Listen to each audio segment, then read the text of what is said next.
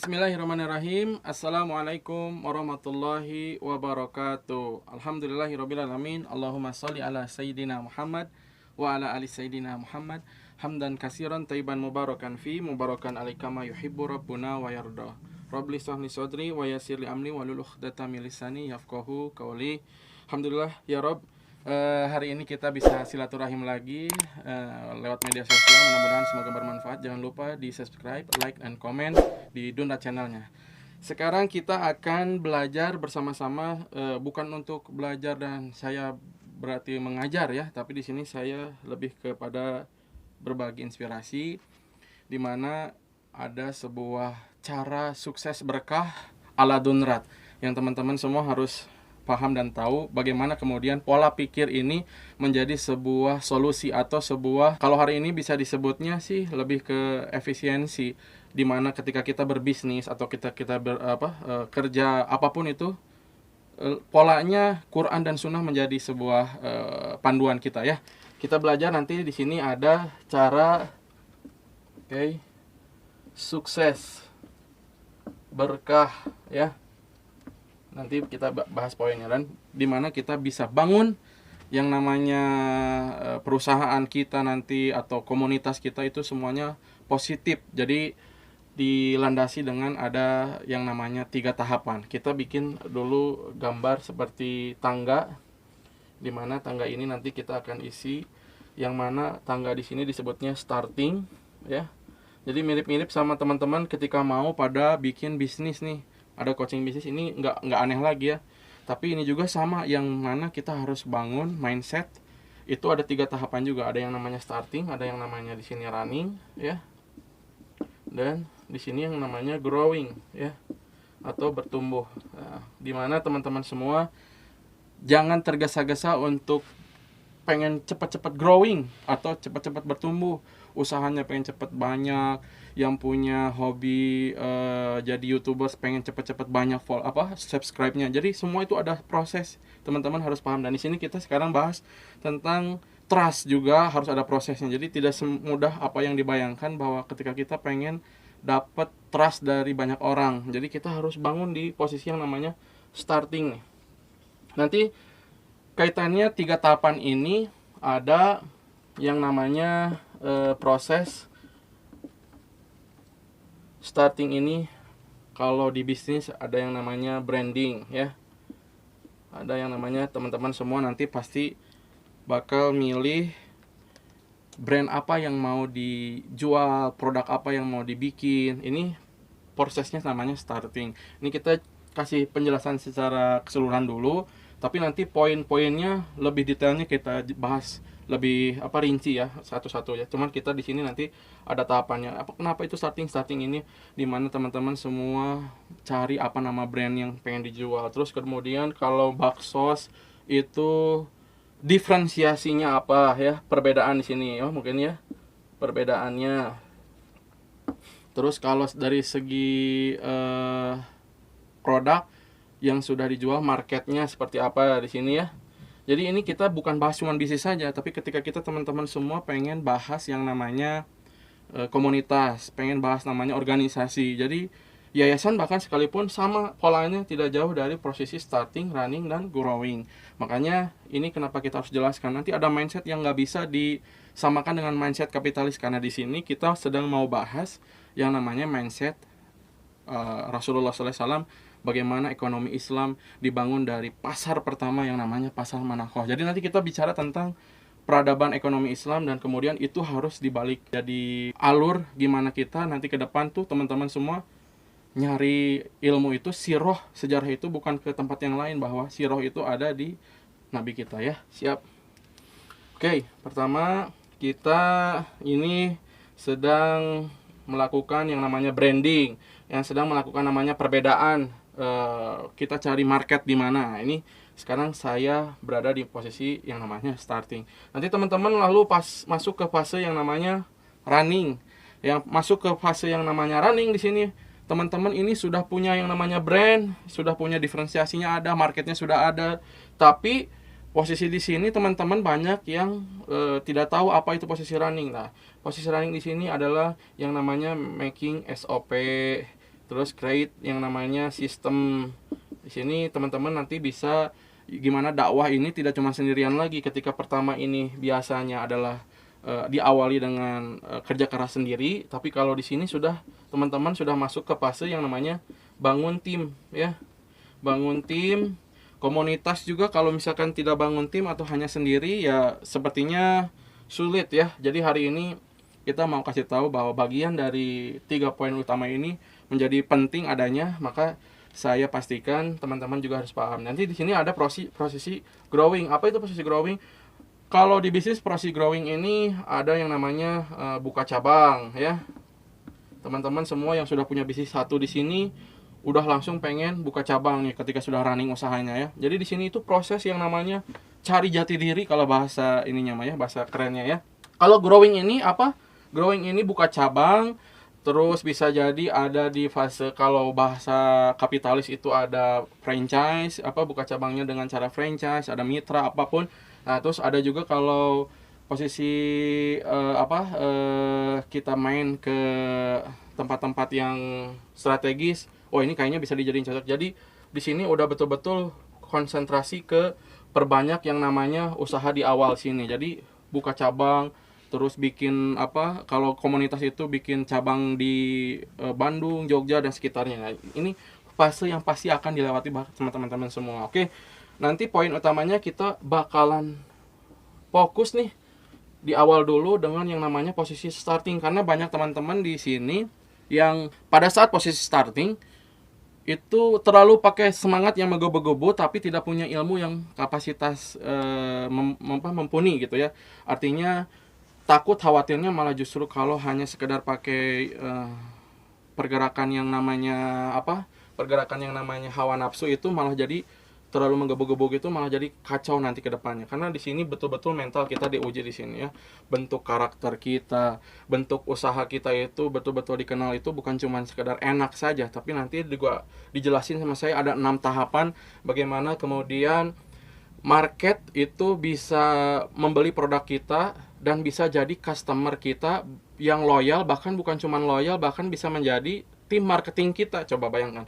Jadi itu nanti ada tahapannya. Nanti kita bahas di starting ini banyak sekali ya, sebelum kita pas fase running dan pas fase growingnya.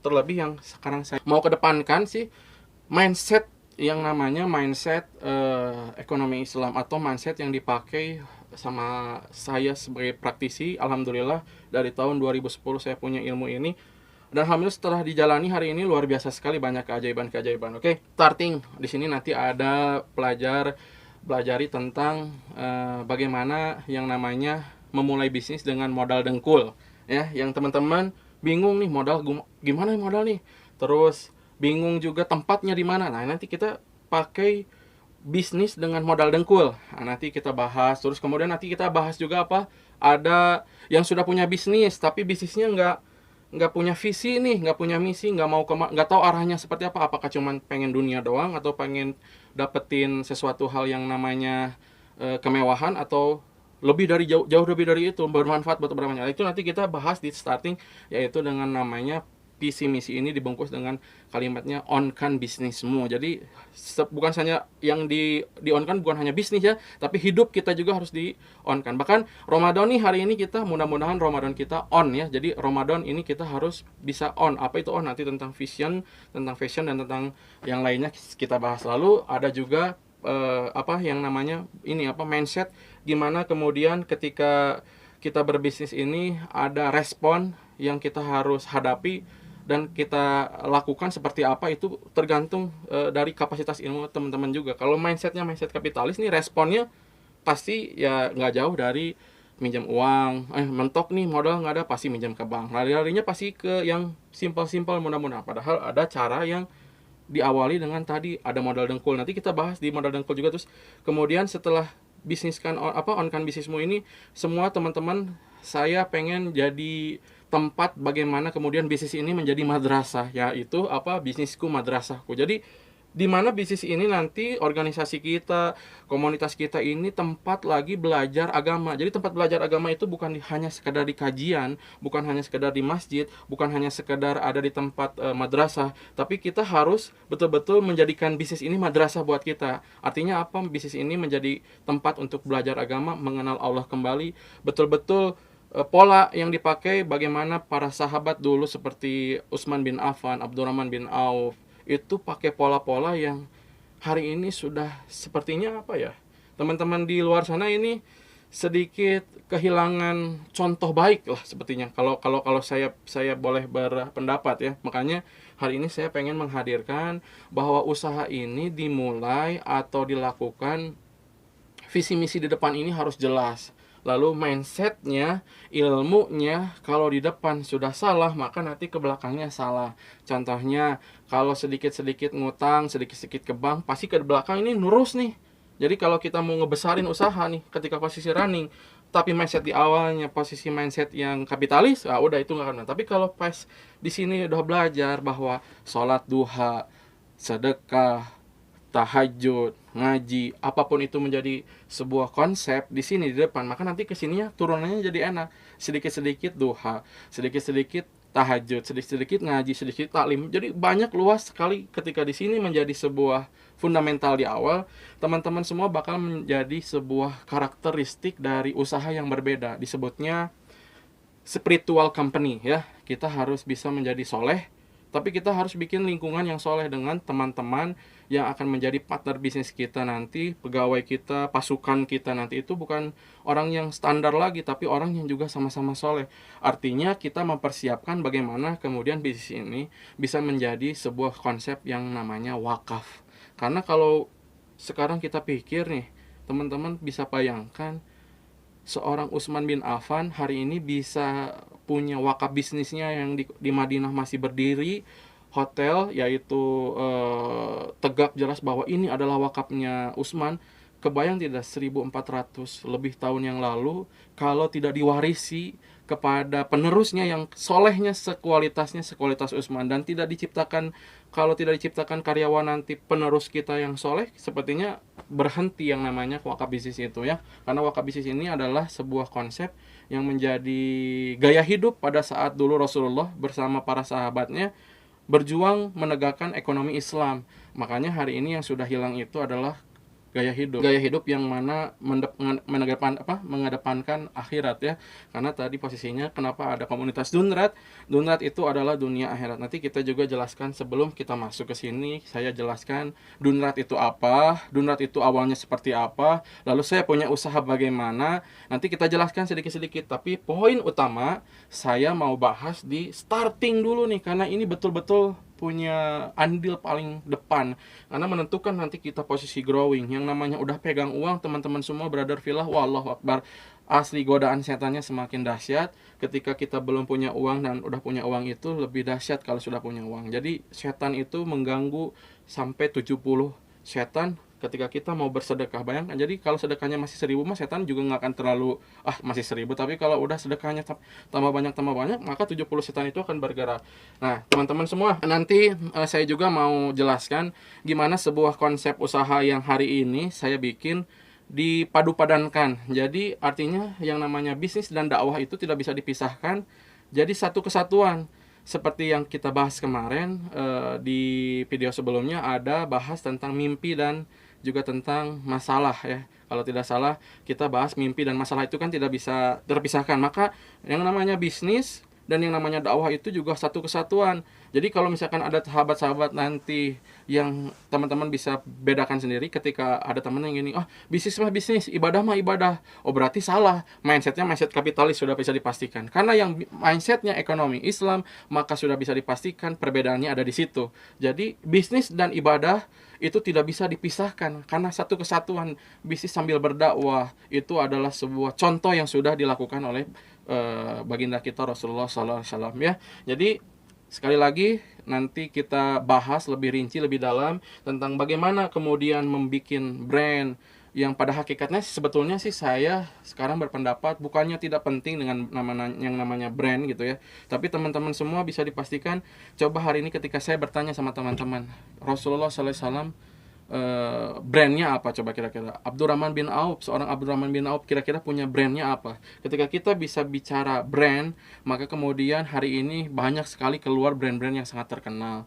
Seperti contohnya ketika kita bilang yang namanya Bill Gates, teman-teman semua sudah tahu apa produknya. Lalu ketika kita bilang siapa Steve Jobs, sudah tahu juga produknya apa. Kita bilang B.J. Habibie, juga kita tahu siapa. Nah, ketika kita bilang Rasulullah SAW siapa dan apa produknya, ternyata kita belum menemukan nih hari ini produk jelasnya apa. Maka yang bisa dipastikan yang hanya saya temukan adalah risalah, bukan brand. Karena brand ini bagus, tapi risalah itu yang paling the best. Risalah itu message, risalah itu kebaikan yang tersampaikan. Bahkan terus sampai hari ini kita mendapatkan risalah itu. Asbab apa? Asbab Rasulullah orangnya jujur, orangnya amanah, orangnya betul-betul itkon. Kalau bahasa hari ini itkon itu apa? Itkon itu berarti itkon itu teliti. Jadi kalau berbisnis itu teliti, hati-hati, pakai hati, dan bermutu tinggi. Jadi nggak pernah main-main asal-asalan bisnisnya. Itkon. Jadi itu yang ada